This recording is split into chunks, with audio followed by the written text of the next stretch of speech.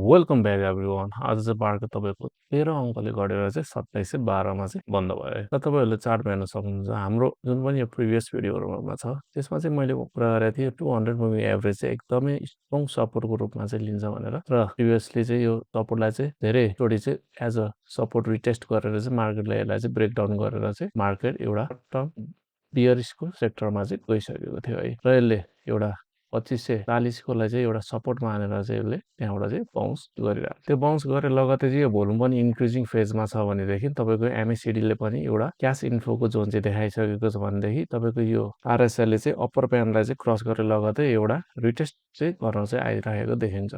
त्यो भनेको चाहिँ मार्केटमा चाहिँ एउटा जेन्युन बाई चाहिँ चलिरहेछ भनेर हामीले बुझ्न सक्छौँ। यो कुनै पनि फेक पम्प होइन भनेर चाहिँ हामीले अनुमान गर्न चाहिँ सक्छौँ है। र 200 मुभिङ एभरेजलाई चाहिँ यसले राम्रो भोल्युम र स्ट्रङ बुलिस क्यान्डलले चाहिँ क्रस गरेर लगतै यसमा चाहिँ हिजो र एउटा सानो पुलब्याक आयो भनेदेखि आज चाहिँ यसले एउटा ह्यामर क्यान्डल चाहिँ क्रिएट गरेको छ यो मार्केटमा है। यो ह्यामर क्यान्डल चाहिँ क्रिएट गरेको छ त्यसले चाहिँ एउटा पुलब्याक लिए लगतै पनि मार्केटमा चाहिँ बायर्सले चाहिँ बाउन्स ब्याक गर्न चाहिँ सफल भयो। लगतै यसले चाहिँ 2712 मा चाहिँ क्लोजिङ भयो र यो 2712 मा गएर क्लोजिङ भनेको चाहिँ एउटा राम्रो बेस बनाउन चाहिँ खोजिरहेछ मार्केटले। 27 माथि गएर चाहिँ एउटा साइडवेज मुभमेन्ट दिएर चाहिँ यहाँबाट चाहिँ अर्को 28 तिरको टार्गेटलाई चाहिँ यसले एचिभ गर्न चाहिँ खोजिरहेछ है। र तत्कालको सिनेरियोमा चाहिँ हामी एकदम बुलिस फेसमा चाहिँ गइहाल्दैनौँ। इनकेस यो 2740 को रेन्जलाई चाहिँ यसले क्रस गरेर यो माथि बस्छ भनेदेखि चाहिँ हामी चाहिँ यसबाट चाहिँ सर्ट टर्मको लागि चाहिँ बुलिस सेन्टिमेन्टमा चाहिँ हाम्रो सिफ्ट हुनेछौँ सेन्टिमेन्ट। र त्यो लगतै हामीले चाहिँ जति पनि यो रेन्जमा चाहिँ बाईहरू गरेको थियो बाईहरू गर्ने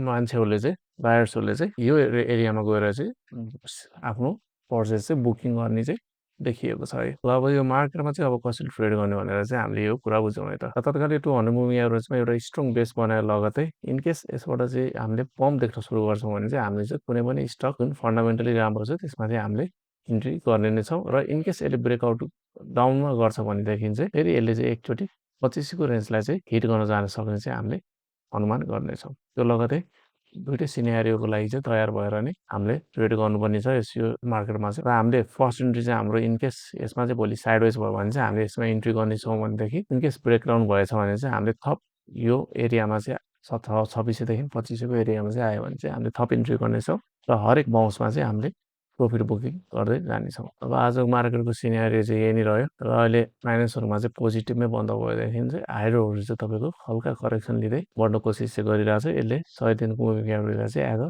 रेजिस्टेन्स रिटेस्ट गर्दैछ। त्यो लगतै अब इन्भेस्टमेन्ट चाहिँ रिस्क म्यानेजमेन्ट गरेर गर्नु होला। See you guys in the next update. Till then if you guys are new here like subscribe comment गर्नु होला। धन्यवाद।